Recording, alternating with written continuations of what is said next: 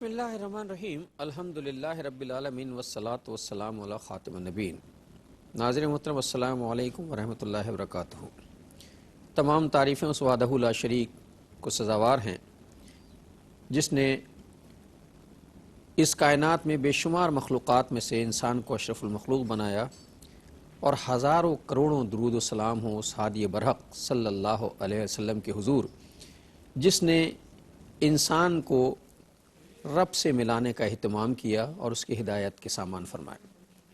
Programme سیرت النبی صلی اللہ علیہ وآلہ وسلم اسی ہادی برحق کی سیرت طیبہ پر گفتگو کا پروگرام ہے، اور سیرت کے حوالے سے نبی محترم صلی اللہ علیہ وسلم کے حوالے سے آپ صلی اللہ علیہ وسلم کی پوری حیات طیبہ، آپ کی شادیاں، آپ کے ازواج مطہرات، آپ کے صاحبزادے صاحبزادیوں پر گفتگو کا سلسلہ جاری ہے۔ پچھلا پروگرام حضرت فاطمہ الزہرا رضی اللہ تعالی عنہا کی شادی مبارک کے بارے میں تھا، اور اس شادی کا اہتمام بھی آپ کے سامنے، اور ہم نے بہت تفصیل کے ساتھ، بہت باریکیوں کے ساتھ اس کا ذکر کیا ہے۔ یہ تک بتایا ہے کہ گھر کی لپائی کس نے کی تھی، یہ بھی بتایا کہ الگنی کس نے لگائی تھی، تکیے جو بنے تھے اس کی چھال کو دھنا کس نے تھا، رسول اللہ نے ولیمے کا جو اہتمام کیا تھا اس میں کس خوشی کا اظہار ہوا تھا، دمبا کس نے لا کے ذبح کیا تھا۔ ہم نے بہت جو کچھ دستیاب ہے، اوتھینٹک میٹر جو دستیاب ہے، وہ ہم نے گفتگو کی ہے آپ سے۔ مقصد جو ہے یہ بتانا نہیں تھا کہ ہم نے اتنا پڑھ کے اور آپ سے گفتگو، مطلب یہ بتانا تھا یہ رسول اللہ کا گھرانہ ہے اور یہ معاملات ہیں رسول اللہ کے گھر کے۔ اگلا جب ہم رخصت ہو رہے تھے یہاں سے پروگرام کرتے ہوئے، تو مجھے یاد ہے کہ شجاع صاحب نے جو حدیث ہدیہ کی تھی وہ بھی بہت اہم تھی، اور ذکر کے حوالے سے بات ہوئی تھی، اور ذکر جو تھا وہ تسبیح فاطمہ کا تھا رضی اللہ تعالی عنہا۔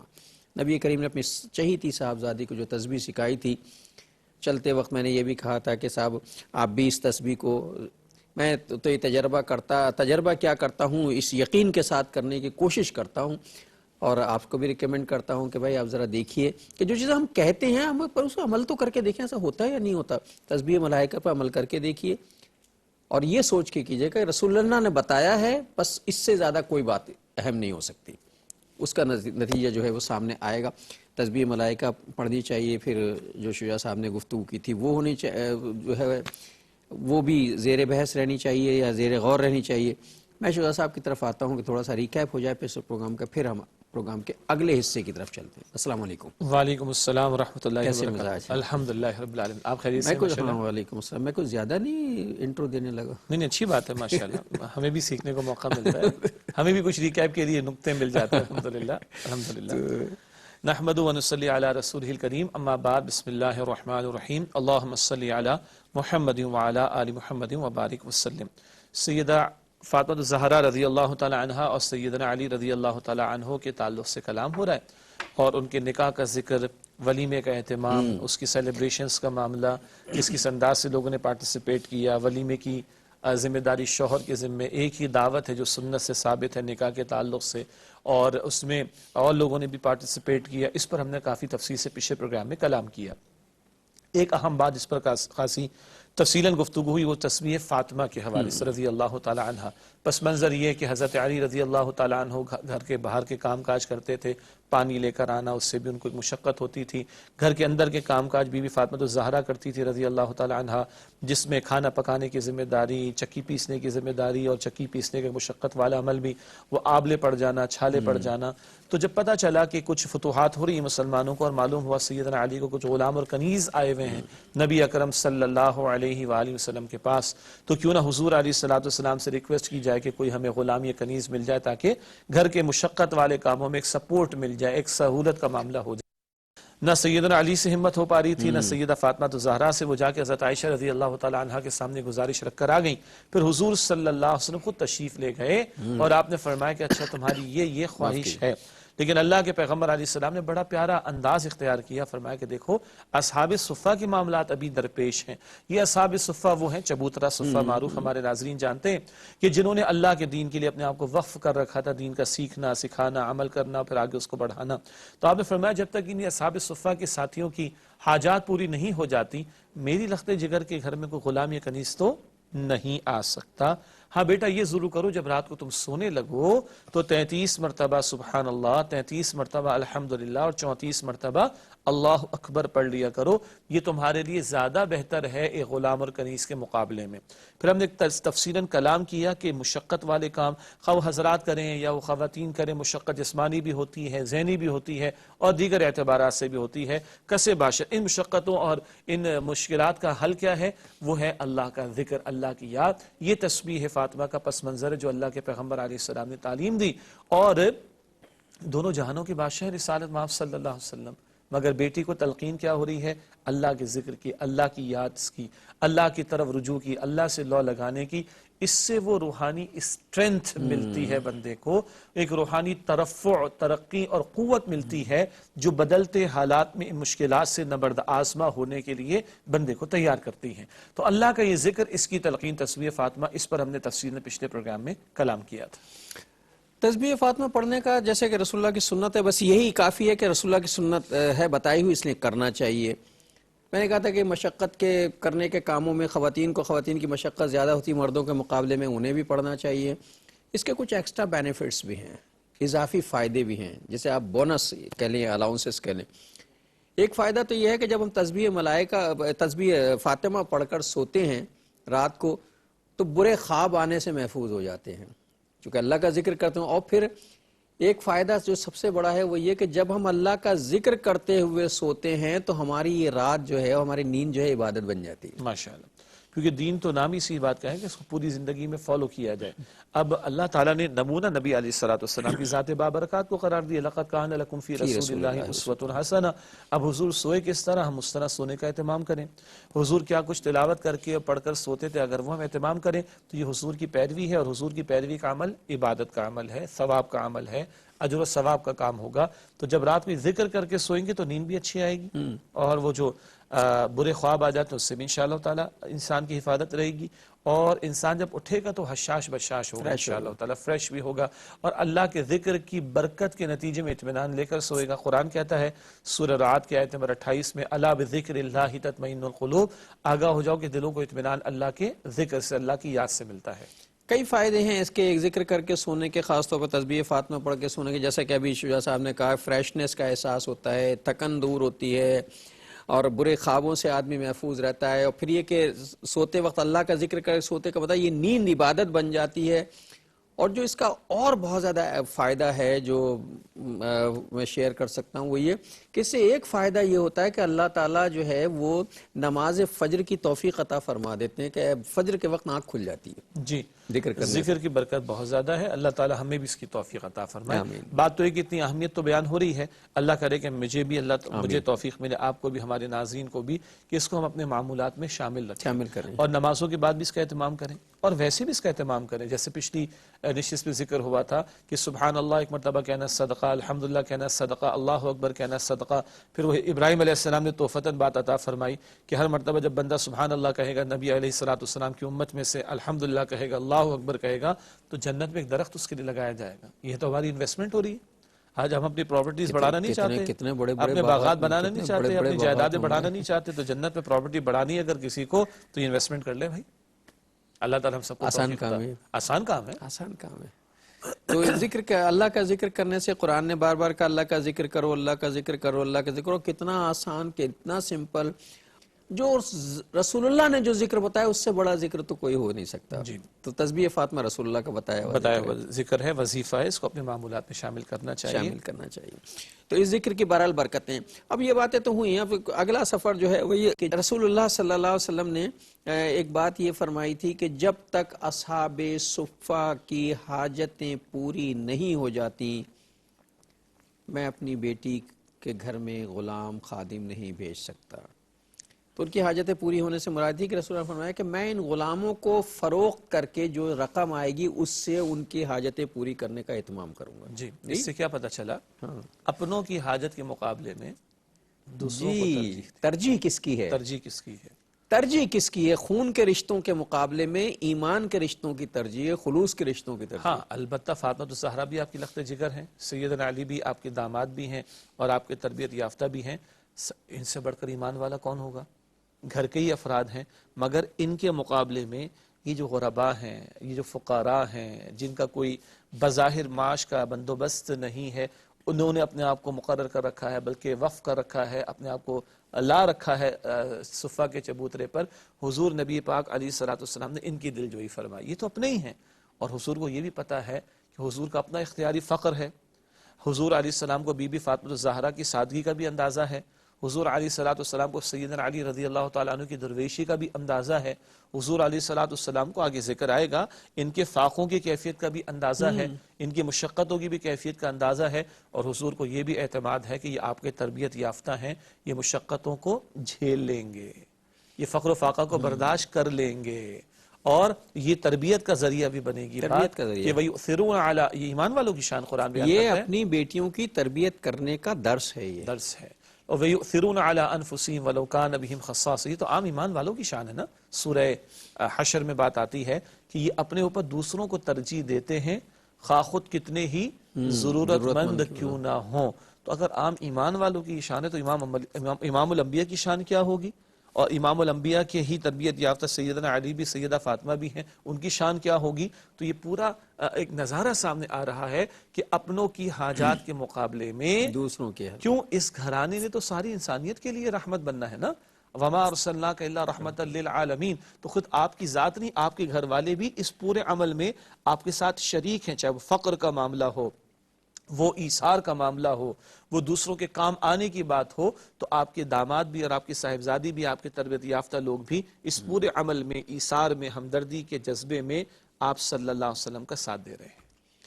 ناظرین محترم، یہ جو خادم کی درخواست آئی تھی تو آپ یہ سوچ رہے ہوں گے دو میاں بیوی ہیں اور خادم کیوں مانگ رہا ہو، کون سا ایسا کام جس میں تھک جاتے ہوں گے وغیرہ وغیرہ. میں نے کہا کہ گھر کے کام تھے، بچے بھی تو ہیں نا، اور ہماری تو چونکہ دینی معلومات اور رسول اللہ کے خانوادے کے حوالے سے ہم لوگوں کی جنرل معلومات تو بڑی کمزور ہے نا.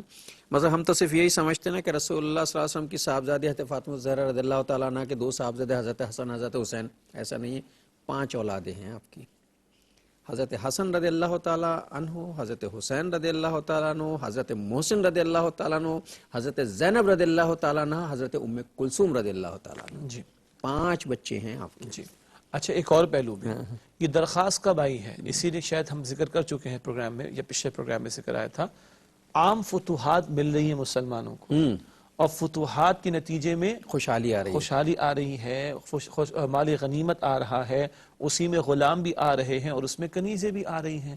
تو وہ عام مسلمانوں میں تقسیم بھی تو ہوں گے نا؟ تقسیم ہوں گی تو ہم بھی تو مسلمان ہی ہیں نا. ایک وقفہ لے لیں پھر آگے. ناظرین ایک وقفہ لیتے پھر آگے بات کرتے ہیں. ورحمۃ اللہ وبرکاتہ. ویلکم بیک ناظرین. وقفے کے بعد پروگرام سیرت النبی صلی اللہ علیہ وآلہ وسلم میں آپ کا خیر مقدم ہے. شجاع صاحب فرما رہے تھے، میں وقفے پہ چلا گیا، ظاہر ہے کچھ ٹیکنیکل مسائل بھی ہوتے ہیں، وقفہ بھی لینا ضروری ہوتا ہے.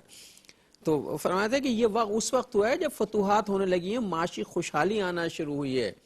اب آپ سوچئے ذرا کیا گھرانہ ہے کہ معاشی خوشحالی آ رہی ہے، مال آ رہا ہے، اسباب آ رہا ہے، غنیمت آ رہا ہے، غلام آ رہے ہیں، کنیزیں آ رہی ہیں، لیکن دوسروں کے لیے ہیں، اپنے لیے نہیں ہے. جی، اپنے لیے وہی پسند فرمایا. ہمارا رویہ یہ ہے کہ دوسرے سب کے حصوں کا بھی مل جائے تو ہم لے لیں. استغفر اللہ. اپنے لیے وہی ہے کہ جو اختیاری فقر والی بات ہے، اختیاری فقر والی بات ہے. آپ کو یاد ہوگا جب ازواج مطہرات رضی اللہ تعالی عنہن اجمعین کے تعلق سے ہم کلام کر رہے تھے تو آیت تخییر کا ذکر آیا تھا. جی، اس پہ بہت تفصیلی بات ہوئی. جی، اس وقت بھی کیا میں ہوا؟ تھوڑا سا ریکال کرا دیں. جی، عام گھرانوں میں بھی خوشحالی آ رہی تھی، فتح خیبر بھی ہو گئی، بڑی فتح ملی، بڑا مال آ رہا ہے مسلمانوں کے گھروں میں، عام گھرانوں کے اندر خوشحالی آ رہی ہے. اس موقع پر کیا ہوا معاملہ؟ اس موقع پر معاملہ یہ ہوا کہ ازواج مطہرات نے بھی کوئی درخواست کر دی کہ یا رسول اللہ صلی اللہ علیہ وسلم کچھ ہمارے لیے بھی متعین ہو جائے. اللہ کے پیغمبر علیہ السلام کو یہ بات اچھی نہ لگی، اور آپ نے 1 مہینے تک کے لیے علیحدگی اختیار کر لی. حالانکہ مفسرین نے لکھا کہ عام گھرانوں میں خوشحالی آ گئی، تب ازواج مطہرات نے کچھ تقاضا کیا. تو یہ تقاضا کوئی ناجائز قسم کا تقاضا تو نہیں تھا، مگر امام الانبیاء صلی اللہ علیہ وسلم اور آپ کے گھرانے نے جو ساری انسانیت کے لیے نمونہ بننا تھا، اس نمونہ بننے کے اعتبار سے بہت بلند مقام پر آپ نے زندگی گزاری ہے. چنانچہ آپ کو یہ انداز، یہ تقاضا پسند نہ آیا. 1 مہینے آپ نے علیحدگی اختیار کی. اس کے بعد سورۃ الاحزاب کی آیت آتی جس کو آیت تخییر کہا جاتا ہے. تخییر سے مراد اختیار دینا. اے نبی سے کہہ دیجئے اگر تمہیں دنیا چاہیے تو میں تمہیں کچھ دے دلا کے فارغ کر دوں، اور تمہیں اگر اللہ اور اللہ کا رسول اور آخرت چاہیے تو اسی طرح اختیاری فقر پر ہی گزارا، سادگی پر ہی گزارا کرنا پڑے گا۔ سب ازواج مطہرات نے ایک زبان ہو کر عرض کی ہمیں تو اللہ چاہیے، ہمیں تو اللہ کے رسول چاہیے اور ہمیں آخرت چاہیے۔ تو وہی سادگی زندگی میں، وہی سادہ لیونگ سٹینڈرڈ، وہی اختیاری فقر جو امام الانبیاء کا معاملہ رہا صلی اللہ علیہ وسلم، وہی آپ کے ازواج مطہرات کا رہا۔ اب اگلا اسٹیپ کیا آ رہا ہے؟ وہی آپ کی بیٹی کا بھی معاملہ، وہی آپ کے داماد کا بھی معاملہ۔ تو ادھر بھی عام خوشحالی آئی ہے تو کچھ بات چلی، ادھر بھی عام گھرانوں میں معاملہ آ رہا ہے خوشحالی کا، فتوحات مل رہی ہیں، غنیمت کے مال آ رہے ہیں، غلام اور کنیزیں آ رہے ہیں۔ تو سوال اٹھا لیکن اللہ کے نبی علیہ السلام نے کہاں توجہ دلا دی؟ ذکر الہی کی طرف۔ یہ غلاموں کا معاملہ، کنیزوں کا معاملہ، مال کا معاملہ، اسباب کا معاملہ، محمد مصطفیٰ صلی اللہ علیہ وسلم کے گھرانے کی ان چیزوں سے کوئی زیادہ دلچسپیاں نہیں ہونی چاہیے۔ اور ایک عام مومن کی بھی ان چیزوں سے دلچسپی تو ہونی ہی نہیں چاہیے، تو سب آنی جانی چیزیں ہیں۔ غلام ہے چلا جائے گا، مال ہے چلا جائے گا، جوانی ہے بیت جائے گی، دولت ہے خرچ ہو جائے گی، عمر ہے ڈھل جائے گی، بچنا کیا ہے؟ صرف ایک سہارا بچنا ہے، وہ اللہ کی طرف رجوع کرنے کا۔ تو بہرحال اس طرف بھی توجہ دینی چاہیے۔ اور یہ جو معاملہ ہے کہ فقر جو ہے، جیسے بار بار شجاع صاحب کہتے رہے کہ اختیاری فقر ہے، اختیاری فقر ہے، تو اختیاری فقر کے حوالے سے میں کچھ چیزیں ڈسکس کرنا چاہتا ہوں کہ حضرت ابوبکر صدیق اور حضرت عمر رضی اللہ تعالی عنہما باہر نکلے، یہ دھوپ کا وقت ہے، گرمی کا وقت ہے، اور ظاہر ہے کہ یہ روٹین نہیں ہے کہ ظہر کے بعد جو اتنی شدید گرمی میں، اور مدینے کی گرمی آپ سمجھتے ہیں کیسی ہوتی ہوگی اس زمانے میں، کہ باہر نکلے تو دیکھا کہ رسول اللہ صلی اللہ علیہ وسلم باہر نکلے ہوئے ہیں۔ بڑے اچنبے کی بات تھی، حیرت بھی ہوئی کہ اس وقت آپ صلی اللہ علیہ وسلم باہر کیوں نکلے ہیں۔ تو پوچھ لیا کہ حضور باہر کیسے آنا ہوا؟ تو کہا کہ بھوک کی تکلیف ہے، بھوک زیادہ ہے، شدید بھوک ہے۔ اب ہاتھ پکڑا اور کہا کہ چلو کہ چلتے ہیں۔ حضرت ابو ایوب انصاری رضی اللہ تعالیٰ عنہ کے گھر پہنچے، تو وہاں جا کے انہیں جب پتہ چلا کہ بھوکے ہیں تو کھانے کا اہتمام کیا، ضیافت کا اہتمام ہوا ہے وہاں۔ ان کے گھر میں کوئی جانور ہے، بکری وکری ہے، اسے ذبح کیا ہے، اور ذبح کرنے کے بعد گوشت بھونا گیا ہے اور روٹی پکائی گئی۔ ان تینوں حضرات کو جو ہے وہ بٹھا دیا گیا، جس میں رسول اللہ صلی اللہ علیہ وسلم بھی ہیں، حضرت عمر، حضرت ابوبکر صدیق ہیں۔ جب کھانے پہ بٹھایا گیا ہے تو آپ صلی اللہ علیہ وسلم نے روٹی اٹھائی ہے اور اس روٹی کے اوپر ایک گوشت کا ٹکڑا رکھ کے کہا ہے کہ یہ فاطمہ کو دیا، اس پہ بھی کئی دن کا فاقہ۔ اللہ، یہ زندگی گزارنے کا عمل ہے، یہ اختیاری فقر۔ جی ڈاکٹر صاحب، لقد کان لکم فی رسول اللہ اسوۃ حسنہ کی ذیل میں آج یہ باتیں ہمیں یاد نہیں ہیں۔ معاف کیجئے گا، آج امت کو یہ کہا جاتا ہے کہ بھائی میٹھا کھا لو، سنت پوری کر لو۔ جی، نبی کے دسترخوان پر کیا دن میں 3 کھانے بھی کبھی نظر آتے ہیں؟ ہمیں روزانہ کھانا بھی نظر آتا ہے؟ ہم کھائیں، ہم کو منع نہیں کر رہے، 4 دفعہ کھائیں، اللہ کا دیا ہوا رزق الحمدللہ کھائیے، استعمال کیجئے، شکر مگر کیجئے۔ ہم نے آج جو تصور محدود کر رکھا ہے نا کہ جب میٹھا کھا لے سنت پوری کر لو، بڑھیا قسم کی خوشبو لگا لو سنت پوری کر لو۔ حضور علیہ السلام نے کبھی احزاب کے موقع پر پتھر بھی پیٹ پر باندھے، اور حضور علیہ السلام نے فاقے بھی دیکھے، اور کیا بیتی جب بیٹی کے بارے میں پتہ بھی ہے کہ کئی دن سے اس کے گھر میں فاقے کا معاملہ ہے۔ سیدنا علی کا بھی معاملہ ہوتا تھا، سیدہ فاطمہ زہرا کا معاملہ بھی ہوتا تھا، تو حضور نے روٹی پر ٹکڑے کا ایک پیس رکھ کر، حصہ رکھ کر کہا کہ جاؤ فاطمہ کو دے کر آ جاؤ، کئی دن سے اس کے گھر میں فاقوں کا معاملہ ہے۔ آپ اندازہ کیجئے۔ اچھا، اللہ تو علی کل شیء قدیر، اللہ کے خزانوں میں کوئی کمی نہیں۔ اللہ تو اپنے پیغمبر کو آفر دیتا ہے مکے کے پہاڑوں کے بارے میں، مدینے کے پہاڑوں کے بارے میں، آپ کہیں تو سونے کے بنا دیں ان کو۔ حضور فرماتے، عرض کرتے ہیں یا اللہ نہیں، میں تو چاہتا ہوں کہ ایک دن کھاؤں، تیرا شکر ادا کروں، اور ایک دن بھوکا رہوں اور تیری رضا کے لیے میں صبر کروں۔ یہ جو واقعہ ہے نا، یہاں 4 چیز ابو ایوب انصاری رضی اللہ تعالیٰ عنہ نے پیش کی تھی۔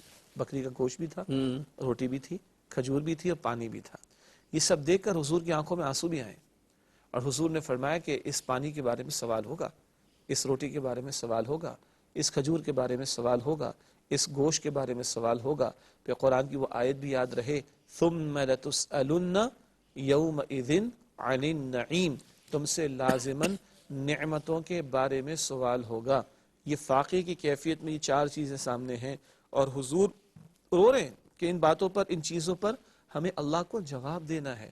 آج ہم دیکھیں اللہ نے کتنا ہمیں عطا فرمایا، جتنا کھاتے ہیں اس سے دگنا ضائع کرتے ہیں۔ جی، اور فَبِأَيِّ آلَاءِ رَبِّكُمَا تُكَذِّبَانِ، تم اپنے رب کی کن کی نعمتوں کو جھٹلاؤ گے۔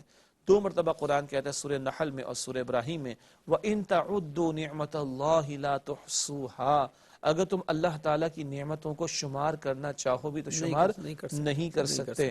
معاف کیجئے گا، ہم روتے ہی روتے رہتے ہیں کیونکہ ہم اپنے سے اوپر والوں کو دیکھ رہے ہوتے ہیں۔ ارے اپنے سے نیچے والوں کو دیکھو، یہ شکر کا جذبہ پیدا ہوگا۔ یہ 4 چیزیں دے کر حضور روئے کہ اس کا جواب ہمیں دینا ہوگا۔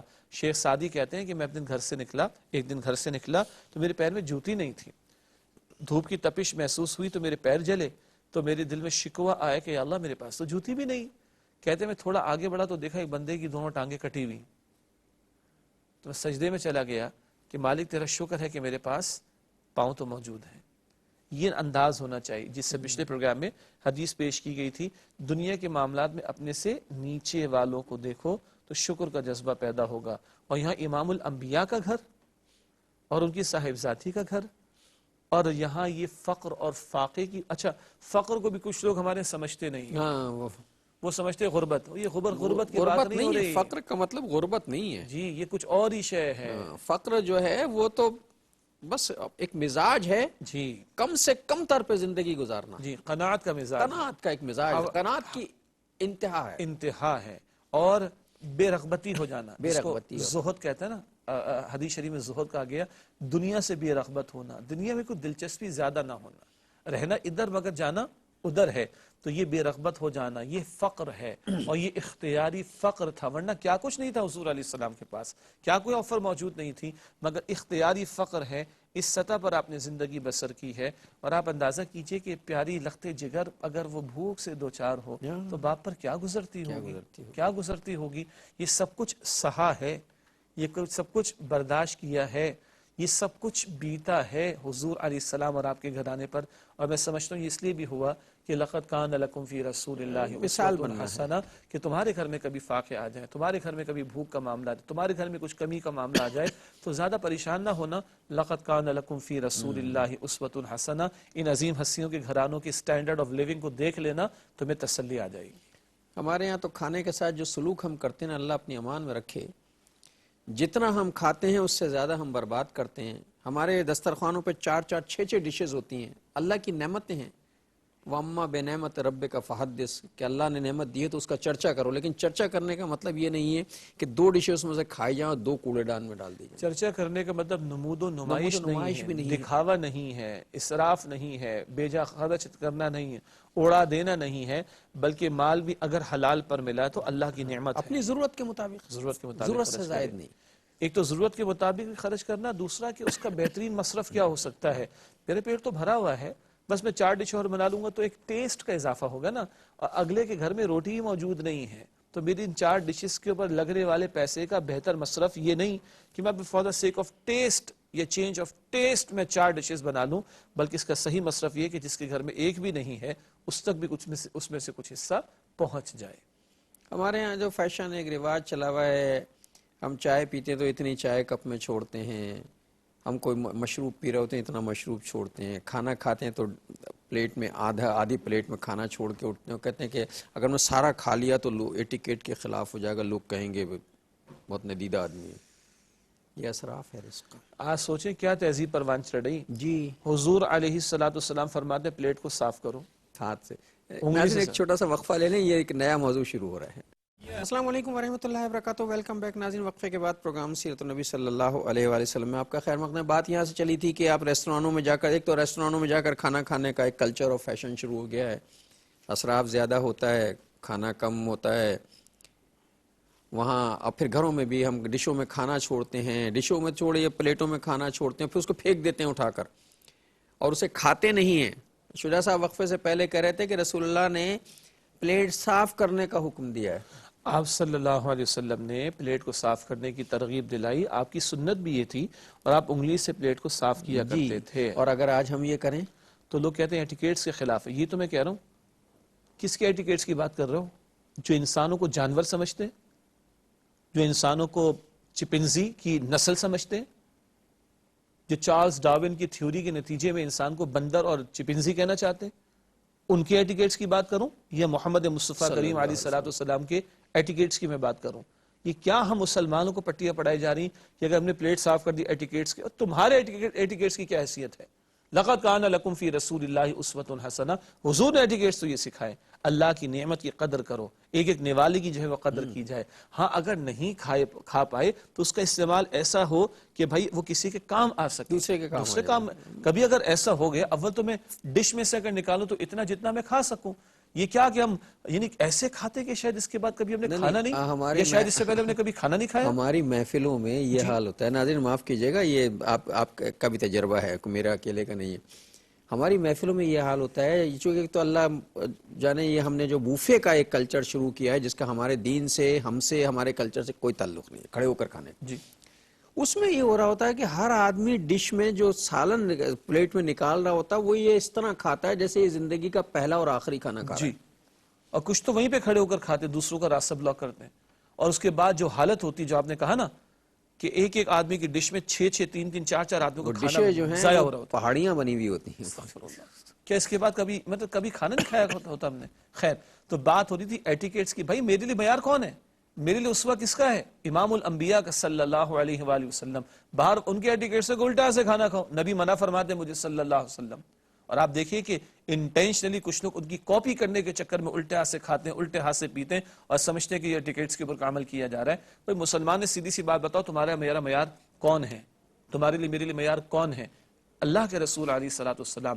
تو آپ نے تو ہمیں تعلیم فرمائی کہ پلیٹ کو صاف کرو، وہ دعا دی تھی، وہ تمہارے لیے برکت کا باعث بنے گی، اور ہر لقمہ پورا کرو، نہ جانے کس لقمے کے اندر برکت ہو، یعنی پوری پلیٹ کو صاف کیا جائے، نہ جانے کس لقمے کے اندر اللہ تعالیٰ نے جو ہے برکت، کس دانے کے اندر اللہ تعالیٰ نے برکت رکھی ہوئی ہو۔ تو کہاں حضور کی دی ہوئی تہذیب، اور کہاں ایک وہ تہذیب جو بے خدا تہذیب ہو، اور وہاں کی تہذیب کی باتوں کو لے کر ہم پر تھوپا جائے کہ صاحب یہ ایٹیکیٹس کے خلاف ہے۔ تو میں کم از کم یہ عرض کروں کہ یہ حضور کی ادائیں، حضور کے مبارک اعمال، حضور کی مبارک تعلیم کی توہین ہو رہی ہے۔ بے خدا تہذیب کے ماننے والے، ان کے ایٹیکیٹس کو تم معیار قرار دو اور نبی کے ایٹیکیٹس کا تم مذاق اڑاؤ، تو یہ بھی ایک درجے کی توہین کا پہلو ہے۔ اپنے ایمان کی خیر منائے اگر کوئی مسلمان جانتے بوجھتے یہ حرکت کر رہا ہے۔ رسول اللہ صلی اللہ علیہ وسلم کے کھانے کے دسترخوان کا عالم یہ ہے کہ حضور صلی اللہ علیہ وسلم جس طرح کھانا کھاتے ہیں 2 انگلیوں سے، اگلی 2 انگلیاں سے کھانا کھانا، اگر دسترخوان پر لقمہ گر گیا، ہاتھ سے چھوٹ گیا تو اسے اٹھا کے صاف کر کے کھا لینا، یہ کام کبھی کبھی ہمیں سنت سمجھ کے کرنا چاہیے۔ کھانا کھانے پھر دوسرے رسول اللہ صلی اللہ علیہ وسلم کا جو اچھا عمل تھا جو آپ کو پسند تھا وہ یہ کہ آپ ہمیشہ کھانا کھانے کے بعد تھوڑا سا شوربہ پی لیا کرتے تھے، کبھی سنت سمجھ کے شوربہ پی لینا چاہیے، لگے گا تو آپ کو، میں توبہ کے ساتھ کر رہا ہوں، آج کے عہد سے لگے گا یہ آؤٹ آف ایٹیکیٹ ہے، کبھی کبھی شوربہ پی لینا چاہیے۔ رسول اللہ کو جو ہے وہ سرید بنانا پسند تھا، شوربے میں روٹی چور کر کھانا پسند تھا، بہت اچھی لگتی ہے، اس کا فائدہ ہی بہت ہے، کبھی کبھی سنت سمجھ کے اسے کھا لینا چاہیے۔ اصل بات یہ ہے کہ سنت سمجھ کے کھا لینا چاہیے، نبی علیہ السلام کی مبارک تعلیم، مبارک طریقہ، مبارک ادا سمجھ کے، تو اس کا اجر بھی ملے گا، برکت تو ہے، یعنی کہ اس کا فائدہ بھی ہوگا، لیکن اس کا اجر جو ملے گا کہ اتباع سنت کی نیت سے بندے نے عمل کیا، ان چیزوں کو ہمیں رواج دینے کی ضرورت ہے، پروان چڑھانے کی ضرورت ہے۔ تو یہ ہمارا کلچر، یہ ہماری تہذیب ہے، یہ رسول اللہ کا طریقہ ہے۔ بات اصل میں یہاں سے نکلی کہ رسول اللہ نے حضرت فاطمہ الزہرا کو ایک روٹی پر گوشت کا ٹکڑا رکھ کے بھیجا کہ ان کے گھر میں بھی فاقہ ہے، انہیں بھی دیا ہو ذرا جا کر۔ یہ اس گھرانے کا عالم تھا، اور یہ تربیت ہے، یہ باپ سے بیٹی کی محبت ہے، اور یہ تربیت ہے اپنی اولاد کو کس طرح تربیت دی، بیٹیوں کو خاص طور پہ کس طرح تربیت دی جاتی ہے، رسول اللہ کے گھرانے سے یہ سب چیزیں سیکھی جا سکتی ہیں۔ پھر ایک اور نقطہ عرض کروں آپ ہاں جی، بیٹی رخصت ہو کے تو جا چکی ہے نا، گو کہ اب گھر بھی قریب بھی ہے، لیکن حالات کا علم بھی ہے اور رابطہ بھی موجود ہے۔ حضور جاتے بھی ہیں، بی بی فاطمہ الزہرا آتی بھی ہیں، اور حضور ان کی حاجات کو جانتے بھی ہیں اور ان کی تکالیف سے واقف بھی ہیں، اور جب کبھی ایسا موقع میسر آئے کہ کچھ کھانے کو بھجوایا جا سکے تو حضور صلی اللہ علیہ وسلم نے کھانا بھی ان کو بھجوایا ہے۔ یہ وہ ہے کہ نکاح ہو جانے کے بعد نو ڈاؤٹ شوہر کا حق بیوی پر بہت زیادہ ہے، مگر ایسا نہیں کہ ماں باپ کے ساتھ بیوی کا تعلق ختم ہی ہو گیا، نہیں، بیوی اپنے گھر بھی جائے گی، ماں باپ کے ساتھ تعلق بھی رہے گا، ماں باپ کا آنا جانا بھی رہے گا اور ان کے ساتھ رابطہ بھی رہے گا۔ یہ بھی ہمیں معاشرت کے پہلو حضور علیہ السلام کے اس طرز عمل سے سیکھنے کو مل رہے ہیں۔ یہ معاملہ نواسوں سے آپ کی محبت بہت زیادہ ہے، خاص طور پر حضرت حسن حضرت حسین رضی اللہ تعالیٰ عنہ سے۔ ایک موقع یہ واقعہ بھی آیا کہ رسول اللہ صلی اللہ علیہ وسلم داخل ہوئے گھر میں، پوچھا کہ میرے بیٹے کہاں ہیں، حضرت حسن حضرت حسین کے بارے میں پوچھا میرے بیٹے کہاں ہیں، کہا کہ حضرت علی باغ میں لے گئے ہیں انہیں، اور حضرت علی باغ میں جو ہے کچھ کھانے کی چیزیں تلاش کرنے کے لیے گئے، فاقہ ہے گھر میں، دونوں بچوں کو بھی لے گئے کہ بہل جائیں گے باہر لے جا کے۔ پوچھا کہ حضور صلی اللہ علیہ وسلم باغ میں پہنچے، دیکھا کہ حضرت علی موجود ہیں، بچے بھی کھیل رہے ہیں، پوچھا کیسے آئے یہاں، کہا کہ حضور گھر میں فاقہ ہے، کچھ کھانے کے لیے بچوں کو بھی لے آیا ہوں کہ کوئی چیز کھانے کی مل جائے۔ تو کہا اچھا تم کھانا تلاش کرو کچھ چیزیں، اور کہا گرمی زیادہ ہے، بچوں کو جو ہے گھر پہنچا دو۔ آپ نے دونوں بچوں کو اٹھایا، حضرت علی جو ہے وہ کچھ تلاش میں نکلے، دونوں بچوں کو اٹھایا، اپنے کندھے پہ اٹھایا اور جلدی سے گھر لے کے آ گئے۔ یہ معاملہ ہے، یہ اس گھر میں ہے کہ نواسے جنہیں کندھوں پہ رسول خدا اٹھا کے لا رہے ہیں وہ بھی فاقے سے ہیں۔ اللہ اکبر کبیر۔ اور ہمیں اگر کھانے کو کم مل جائے تو ہم آسمان سر پہ اٹھا لیتے ہیں۔ ہم میں سے آج کے دور میں سینکڑوں ہزاروں گھرانے ایسے ہیں کہ جنہیں فاقے کا مطلب نہیں پتا ہے، فاقہ کیا ہوتا ہے، مطلب نہیں پتا فاقہ کیا ہوتا ہے، اور لاکھوں گھرانے ایسے ہیں جنہیں پیٹ بھر کے کھانے کا مفہوم نہیں پتا کیسے کھایا جاتا ہے، اللہ اکبر کبیر۔ رزق ملتا کیسے ہے، پیٹ بھر کے کھانا کیسے کھایا جاتا ہے، نہیں پتا۔ یہ جو معاشرے کے اندر تفاوت آیا ہے، یہ جو معاشرے کے اندر ایک وہ آئی ہے، یہ صرف اس وجہ سے آئی ہے کہ ہم نے اپنی تہذیب کو چھوڑا اور رسول اللہ کے بتائے ہوئے طریقوں کو چھوڑ دیا۔ کچھ لوگ فاقہ زدہ ہیں تو صرف فاقہ زدہ ہیں، جی کچھ لوگ پیٹ بھرے ہیں تو صرف پیٹ بھرے ہیں، جی، کوئی تیسری پاسبلٹی نظر نہیں ہے آئی۔ ہی نہیں۔ بالکل۔ اچھا، ایک اور نقطہ میں عرض کرنا چاہوں گا، یہ جو فاقوں کی کیفیت کا ذکر آپ نے بار بار کیا، خود حضور علیہ السلام کا معاملہ، بی بی فاطمۃ الزہرا کا معاملہ، سیدنا علی کا معاملہ، اور پھر نواسوں کا بھی معاملہ، حضرات حسنین کا رضی اللہ تعالی عنہما، اسی تعلق سے جان لیجئے کہ اور آپ نے کہا کہ آج ہمارے ساتھ بھی کبھی مشقتیں آ سکتی ہیں، تو بی بی فاطمۃ الزہرا رضی اللہ تعالی عنہا نے یہ ارشاد فرمایا ہے کہ جب مشکلات اور پریشانیاں تمہیں پریشان کریں، جب مشکلات اور پریشانیاں تمہیں پریشان کریں تو تم میرے ابا جان کو یاد کر لیا کرو صلی اللہ علیہ وسلم، ان سے بڑھ کر کسی نے مشقتیں نہیں جھیلی ہیں۔ ان مشقتوں کے تعلق سے بھی لقد کان لکم فی رسول اللہ اسوۃ حسنہ، یہ آیت، یہ اسوہ نبی علیہ الصلوۃ والسلام کا ہمارے سامنے رہنا چاہیے۔ نبی کریم صلی اللہ علیہ وسلم کی خدمت میں ایک مرتبہ حضرت فاطمہ الزہرا، یہ میں صرف اس لیے بتا رہا ہوں کہ لوگ کہتے ہیں نا کہ ایک بیٹی، محبت، تعلق، اور آپ کہیں کہ صاحب ان کی فاقہ مستیاں، ان کا فقر، ذرا یہ جو سارے واقعات سے فقر بیان کرنے کے لیے کہ فاقہ مستی بھی ہے اس گھر میں، اور عالم یہ ہے کہ ایک دن اس قدر تکلیف دہ صورتحال ہے کہ باپ کی خدمت میں حاضر ہوتی ہیں، رسول اللہ کے پاس آتی ہیں تو چہرے پہ زردی آئی ہوئی ہے۔ پوچھا کیا کیفیت ہے؟ یہ فاقے کی زردی ہے، اللہ کئی دن کا فاقہ ہے۔ یہ رسول اللہ کا گھرانہ ہے، کئی دن، اور یہ وہ رسول اللہ کا گھرانہ ہے کہ آپ کسی کٹورے پہ ہاتھ رکھ دیں تو پورا لشکر کھانا کھا لیتا ہے۔ اللہ تو گھر میں فاقہ ہے۔ آپ صلی اللہ علیہ وسلم جو ہیں وہاں تشریف لائے، آپ نے سینے پر ہاتھ رکھا صاحبزادی کے اور فرمایا اے خدائے بزرگ و برتر، تو بھوکوں کو شکم سیر کرنے والا ہے اور کمتر کو بلند کرنے والا ہے، تو فاطمہ کو بلند کر دے۔ اللہ، یہ دعا فرمایا۔ اور کیا بلندی عطا ہوئی، جنت کی عورتوں کی سردار بنا دی۔ ناظرین، یہ ہمارے لیے درس ہے، ہم کبھی ان معاملوں پہ نہیں سوچتے، کبھی ہم بات نہیں کرتے۔ یار آج بات یہیں ختم کرتے ہیں، ہمارے آج کے پروگرام کا وقت ختم ہوا۔ میں شعیب صاحب سے درخواست کروں گا کہ آج کی حدیث ہدیہ فرما دیں۔ حضور علیہ الصلوۃ والسلام نے فرمایا، جو اللہ تعالیٰ کے دیے ہوئے تھوڑے رزق پر راضی ہو جائے، اللہ تعالیٰ ایسے شخص کے تھوڑے عمل پر راضی ہو جائے گا۔ سبحان اللہ۔ اور ناظرین، اس کے ساتھ ہی ہمارے آج کے پروگرام کا وقت ختم ہوا۔ اگلے پروگرام تک کے لیے اپنے میزبان ڈاکٹر محمود غزنوی جناب شیخ الدین شیخ کو اجازت دیجیے۔ اللہ نگہبان، والسلام۔